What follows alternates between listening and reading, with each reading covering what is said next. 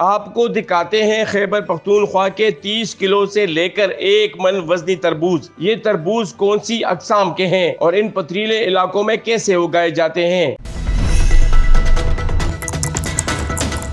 Total جو ہے نا 1300 ایکڑ پر یہ تربوز کے باغات ہیں، اور اس کا اسپیشلٹی یہ ہے کہ یہ سخت ہوتا ہے، تقریباً دھوپ بھی برداشت کر لیتا ہے، اور تربوزوں کے بنا پر یہ زیادہ ٹائم نکالتا ہے۔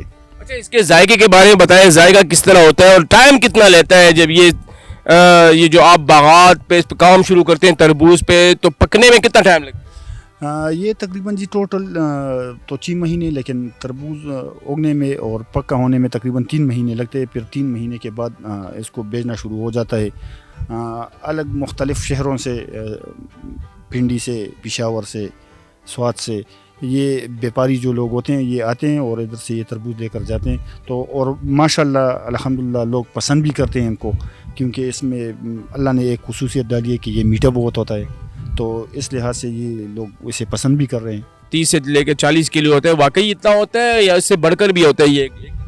جی تقریباً 30 سے 40 کلو بالکل ہوتا ہے، لیکن ادھر وہ فیسلٹیز تھوڑا کم ہے، پانی کا مسئلہ ہے، راستے نہیں ہے۔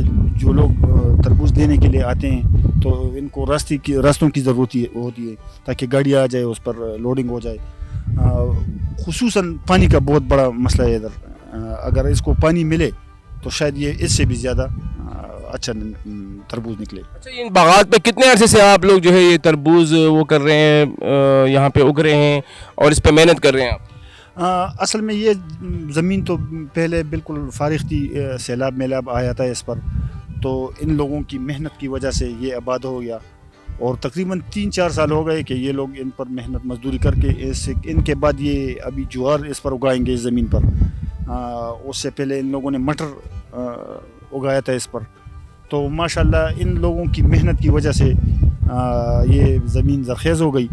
اور ابھی ان لوگوں کو بیچاروں کو ایک مسئلہ اور ہے کہ جن کے مالک زمینوں کے، وہ ہر سال ان پر وہ اجارہ اتنا بڑھا دیتے ہیں کہ ان لوگوں کا بیچاروں کا مشکل سے گزارا ہوتا ہے۔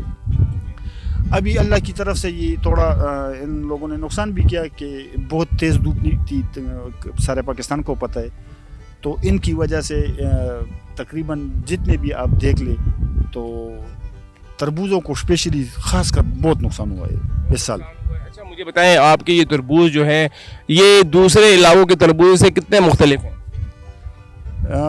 مختلف تو یہی ہے کہ اس کا یہ بڑا وزن یہ مختلف ہے، اور اس کا میٹھا پن، اس میں پانی زیادہ ہوتا ہے۔ آپ نے خود چیک کر لی، بلکہ سامنے پڑی بھی ہے، آپ پھر بھی چیک۔ کتنا ہوتا ہے ایک سیزن میں، اور یہ سیزن کون سا ہوتا ہے تربوزوں کا؟ منافع تو اس لحاظ سے پھر دیکھا جائے تو وہ تو وقت ہی بتاتا ہے، منافع نہیں، بس منافع وقت آنے تھا کہ تربوزیں خراب ہو گئی۔ مجھے بتائیے گا کہ اس کے لیے جو تربوز کے باغات ہیں اس کے لیے آپ کہہ رہے ہیں کہ 3 مہینے، تو 3 مہینے میں کتنا ٹائم دینا پڑتا ہے؟ 3 مہینے میں تو فل ٹائم دینا پڑتا ہے، دن رات ادھر ٹھہرنا پڑتا ہے، ان کا دیکھ بھال کرنا کرتے ہے، اور بار بار دیکھنا پڑتا ہے کہ اس کو کوئی بیماری تو نہیں لگی، اس میں اسپرے وغیرہ آ جاتے ہیں، مختلف ان کے جو حفاظتی و تدابیر ہے وہ کرنے پڑتے ہیں۔